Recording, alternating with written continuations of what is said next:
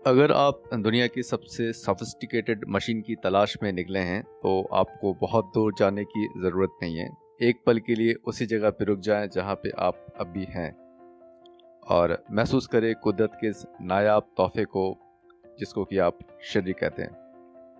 Hello friends. My self doctor Deepak, mind memory trainer, psychoneurobic expert, और आज हम अपने इस पहले सेशन में बात करने जा रहे हैं about this incredible machine, our human body. लगभग 60 to 75 ट्रिलियन सेल्स से बना ये अपना शरीर।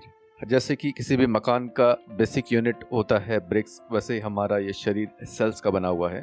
और बहुत सारे जैसे सेल्स मिलकर के बनते हैं टिश्यूज मिलकर के बनते हैं ऑर्गन मिलकर के बनते हैं ऑर्गन सिस्टम, और ऑर्गन सिस्टम ऑल टुगेदर एक ऐसी व्यवस्था का निर्माण करती है जिसको कि हम कहते हैं शरीर। हमारे शरीर के अंदर एवरी मिनट लगभग 90 से 95 मिलियन सेल्स हर मिनट खत्म हो जाते हैं, उसकी डेथ हो जाती है और उसकी जगह नए सेल्स जन्म ले लेती हैं, और ये प्रोसेस लगातार चलता ही रहता है। अलग अलग सेल्स की एज की बात की जाए तो जैसे रेड ब्लड सेल्स है, इनकी एज होती है 4 मंथ्स। वाइट ब्लड सेल्स की एज है लगभग 1 साल के बराबर। स्किन सेल्स 2 से 3 हफ्तों का होता है।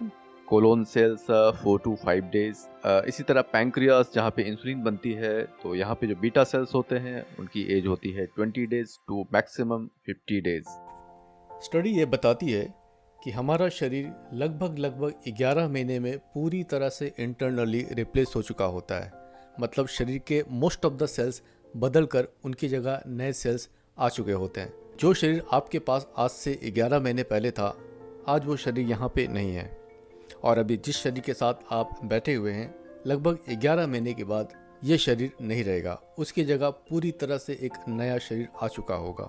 सो you are living in ever changing body. लगातार आपके बॉडी अंदर से बदल रहा है।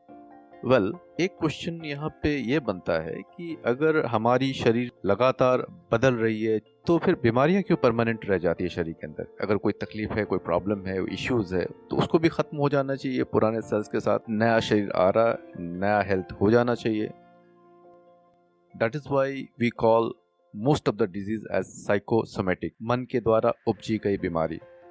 इनफैक्ट बॉडी तो उस बीमारी को शरीर से बाहर निकालने की पूरी कोशिश करती है, लेकिन हम ही शायद कहीं ना कहीं सबकॉन्शियसली माइंड के थ्रू अपने उस बीमारी को कैरी फॉरवर्ड करते रहते हैं बार बार लगातार नए शरीर में। तो जिन बीमारियों की शुरुआत अगर मन से है, कैरी अगर ये मन में हो रहा है, तो इसको ख़त्म भी कहीं ना कहीं हम अपने माइंड में ही कर सकते हैं। और यही है साइकोन्यूरोबिक्स। ये जो शब्द है psychoneurobics, psycho mean mind, neuro mean neuro cells, and bics मतलब एक्सरसाइज, जैसे कि aerobics exercise of the body with oxygen. तो ये बिक्स है exercise of brain. Our thought produces different kind of brain waves. Using electroencephalogram one can check once brain wave. तो scientifically हमारे brain waves को अलग अलग रूप से कैटेगराइज किया गया है, like beta brain waves, alpha, theta and delta. तो इनमें से कौन सी ब्रेन वेव हम सभी के लिए सबसे ज़्यादा प्रोडक्टिव है? How exactly our thought can bring change in our brain waves, और हमारे ब्रेन वेव्स किस तरह से हमारे बॉडी के बायोलॉजी को चेंज कर सकता है। This is all about psychoneurobics. Psychoneurobic में बात की जाती है सेल्फ हीलिंग की, खुद को खुद ही हील करने की बात। ना कोई हीलर आपको हील करने वाला, ना कोई डॉक्टर, ना कोई मेडिसिन, ना किसी हॉस्पिटल में आप अपना इलाज कराने वाले। ऑफ कोर्स यहाँ पे सेल्फ हीलिंग की बात की जा रही है, हील विदाउट पिल। तो मैं ये नहीं कहता कि मॉडर्न मेडिकल साइंस ने जो आज तक तरक्की की है इनकी ज़रूरत ही नहीं है। इनकी ज़रूरत है। इनफैक्ट मैं तो ये कहूँगा कि whenever it comes to handle any emergency, modern medical science is the best. लेकिन तब तक के लिए जब तक कि बात इमरजेंसी की है, बात जिंदा या मरने की बात आ जाती है, या कुछ ऐसी तकलीफ है जिससे कि तुरंत अपने को राहत देने की ज़रूरत है, वहाँ तक तो ठीक है।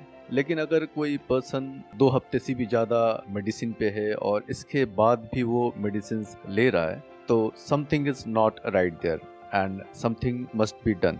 तो क्या हम सचमुच में अपने विचार शक्ति के द्वारा अपने विचारों को केंद्रित कर अपने मस्तिष्क के तरंगों को बदल सकते हैं, प्रोडक्टिव बना सकते हैं, बॉडी को हील करने के लिए उपयोग कर सकते हैं? क्या हमारे ब्रेन वेव्स हमारे बॉडी के बायोलॉजी को चेंज कर सकता है, बदल सकता है? तो इसका जवाब है जी हाँ, हम ऐसा कर सकते हैं। प्रीनेटल साइकोलॉजी या फिर कहें जन्म से पूर्व का मनोविज्ञान, इसमें काफ़ी बड़ा विषय है लिम्बिक इम्प्रिंट। गर्भ में पल रहे शिशु का विकास और उसको अफेक्ट लगातार कर रही होती है उसकी मदर, जो भी वो न्यूट्रिशंस ले रही होती है। और इसके अलावा आपने देखे होंगे कि जहाँ कहीं भी कोई प्रेग्नेंट लेडी होती है तो कई सारी हिदायतें दी जाती है कि आपको क्या पढ़ना है, क्या नहीं पढ़ना, किन से मिलना है, किन से नहीं मिलना, क्या देखना है, क्या नहीं देखना। ऐसा नहीं कि जो मर्जी आया पढ़ लिया, देख लिया, सुन लिया। ऑल बिकॉज गर्भ में पल रहे शिशु के ऊपर असर पड़ रहा होता है मदर के थॉट पैटर्न का।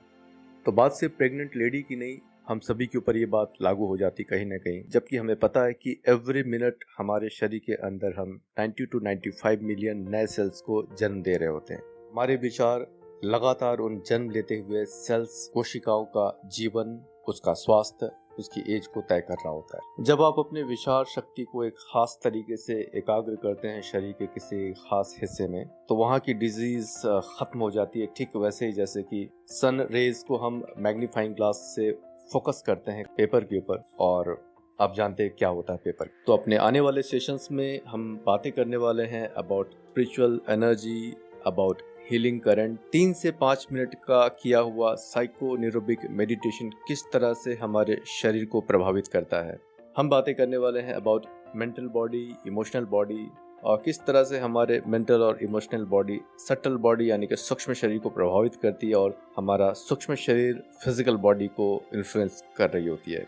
हम बातें करने वाले हैं about water charging, food charging, और बातें होंगी अबाउट रॉन्ग एनर्जीज जो कि फूड में होते हैं, कई बार वाटर में होते हैं, और उनको कितना ज़रूरत होता है सैनिटाइज करने का प्रॉपर तरीके से विथ राइट एनर्जी। इसके अलावा बातें होंगी अबाउट एक्सटर्नल नेगेटिव एनर्जी से खुद को कैसे प्रोटेक्ट करें, अपने सटल बॉडी को कैसे प्रोटेक्ट करें, सो दैट हमारा फिजिकल बॉडी हमेशा से हेल्दी रहे। और भी होंगी बहुत सारी बातें। मैं doctor Deepak, mind memory trainer, psychoneurobic expert, और आपके साइकोन्यूरोबिक सेल्फ हीलिंग वर्कशॉप के सफ़र में आपका हमसफ़र। तो चलिए आगे बढ़ते हैं और अपने अगले वीडियो चैप्टर पर जानते हैं difference between spiritual energy and physical energy.